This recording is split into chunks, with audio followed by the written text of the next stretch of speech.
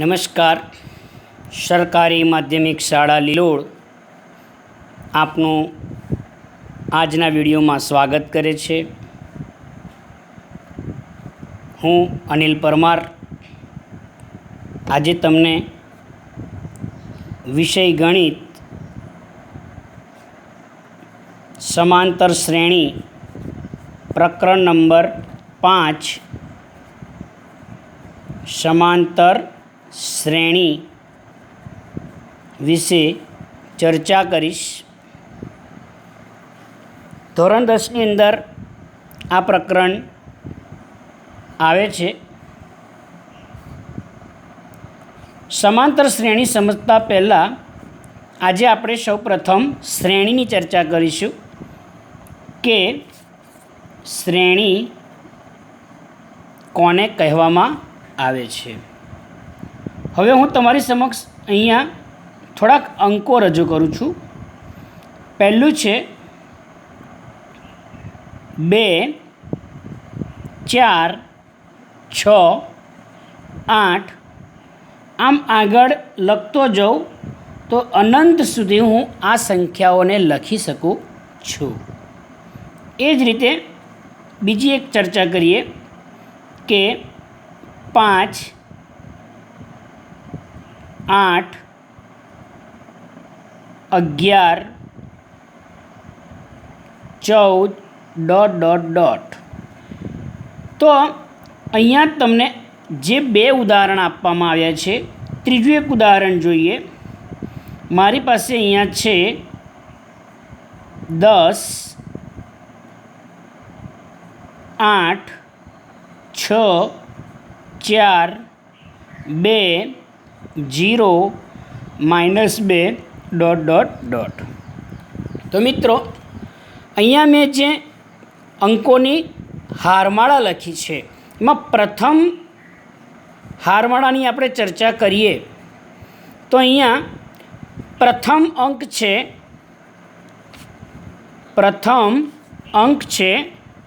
2. ત્યાર પછીનો બીજો અંક તમે જુઓ તો બીજો અંક તમે જોશો કે 4 છે. ત્રીજો અંક તમે જુઓ તો કે 6 છે. તો આ શું બતાવે છે કે તમે આ જે અંક છે પ્રથમ એમાંથી બીજો અંક મેળવવો હોય તો આ અંકની અંદર મેં કંઈક સંખ્યા ઉમેરેલી છે. કેટલા ઉમેરેલા છે તો તમે જોઈ શકો છો કે 2માં કેટલા ઉમેરું તો 4 થાય તો કે 2. તો કે અહીંયા મેં 2 ઉમેર્યા. હવે ત્રીજો અંક મેળવવા માટે જુઓ જોઈએ કે 4માં કેટલા ઉમેર્યું તો 6 થાય તો કે તમે જોઈ શકો છો કે અહીંયા પણ 2 ઉમેરેલા છે. એટલે કે આ પ્રથમ રો જે છે, પ્રથમ હારમાળા જે છે એમાં પહેલો અંક 2 છે. ત્યારબાદ બીજો અંક મેળવવા માટે મેં પ્રથમ અંકમાં 2 ઉમેરેલા છે. એ જ રીતે ત્રીજો અંક મેળવવા માટે મારી પાસે જે બીજો અંક છે એમાં મેં 2 ઉમેરેલા છે. એટલે આપણી પ્રથમ રો આ રીતે બની કે પ્રથમ અંક 2 છે, એમાં 2 ઉમેર્યા એટલે 2 + 2 જેને આપણે કહીશું 4. પછી ત્રીજો અંક મેળવવા માટે મારી પાસે જે બીજો અંક હતો એમાં 2 ઉમેર્યા એટલે મારો બીજો અંક મળ્યો મને 6. તો તમે જોઈ શકો છો કે દરેક અંકમાં મેં 2 ઉમેરતો ગયો છું તો આગળ નવું પદ મને મળતું રહે છે. હવે એ જ રીતે અહીંયા બીજા ઉદાહરણની ચર્ચા કરીએ કે બીજું ઉદાહરણ છે એમાં પ્રથમ અંક તમે જોઈ શકો છો કે 5 છે. બીજો અંક એ તમે જોઈ શકો છો 8 છે. તો તમે મિત્રો કહી શકો છો કે 5માં કેટલા ઉમેર્યા મેં તો 8 થયા તો કે 3. એ જ રીતે ત્રીજો અંક જોઈએ આપણે તો ત્રીજો અંક મેળવવા માટે મેં આગળનો જે અંક હતો એમાં કેટલા ઉમેર્યા તો કે 3.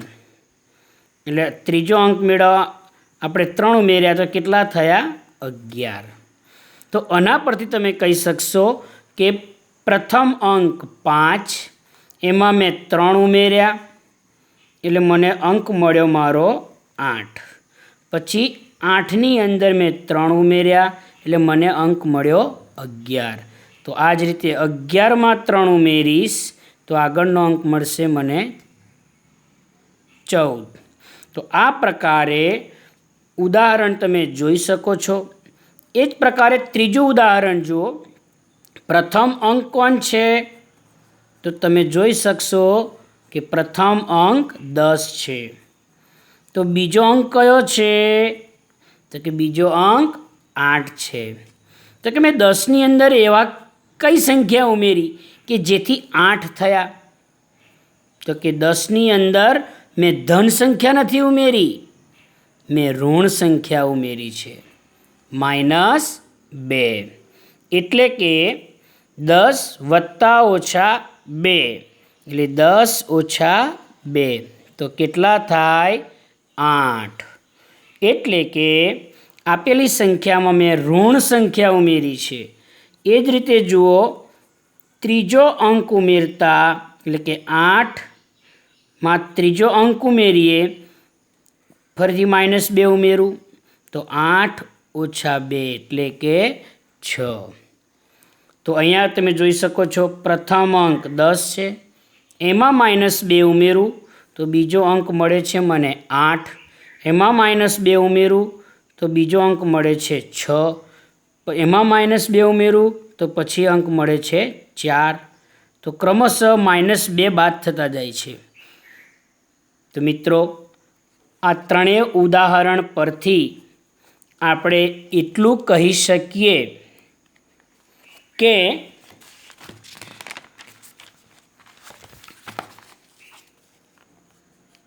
તમામ અંકોની હારમાળામાં પ્રથમ અંકમાં કોઈ નિશ્ચિત અંક ઉમેરી આગળનું પદ રચાય છે. પ્રથમ અંકમાં કોઈ નિશ્ચિત અંક ઉમેરી આગળનું પદ રચાય છે. આ જ રીતે આગળના પદમાં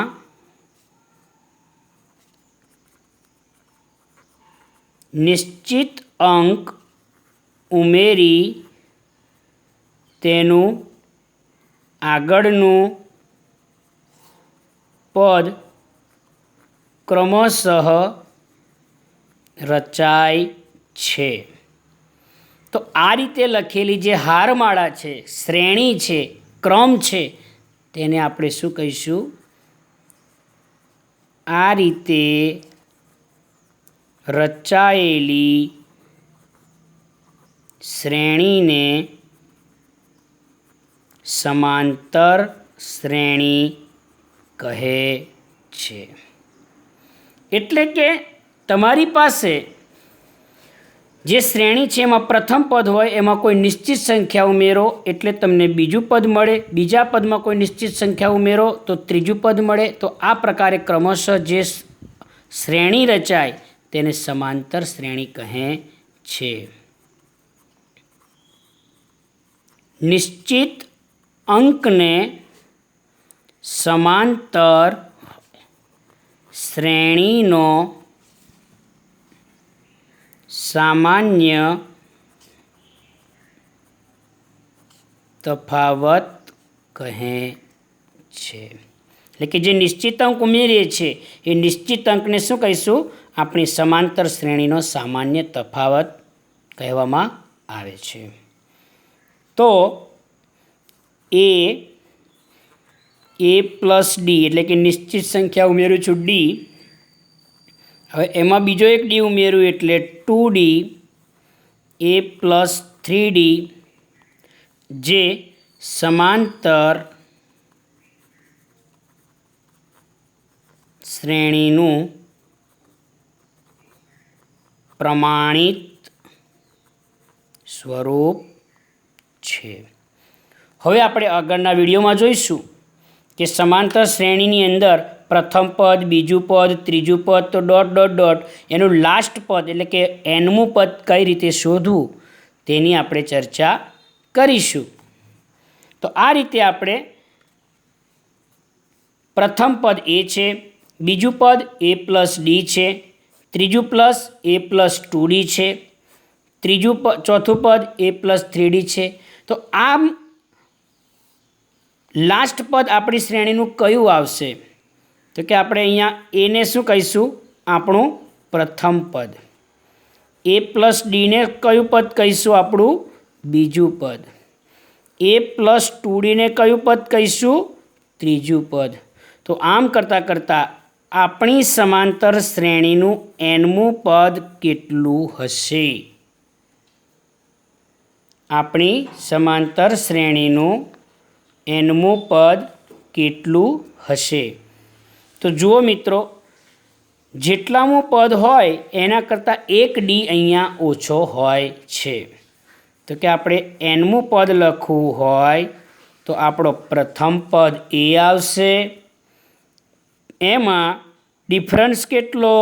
nમું પદ છે એટલે n કરતાં એક ડી ઓછો, કારણ કે પ્રથમ પદ હોય તો 1 ઓછા 1 એટલે 0d. બીજું પદ હોય તો 2 ઓછા 1 એટલે કે 1d. જેટલામું પદ હોય એના કરતાં 1d ઓછો હોય છે. તો અહીંયા મારે nમું પદ જોઈતું હતું તો n-1d. તો આ પ્રકારે આપણે આ સૂત્રની મદદથી આપણે કોઈપણ શ્રેણીનું, આપણી સમાંતર શ્રેણીનું nમું પદ એટલે કે છેલ્લું પદ આપણે શોધી શકીએ છીએ. તો આપણી સમાંતર શ્રેણીના nમા પદનું સૂત્ર છે an બરાબર a પ્લસ n-1d. જ્યાં એને શું કહીશું આપણે?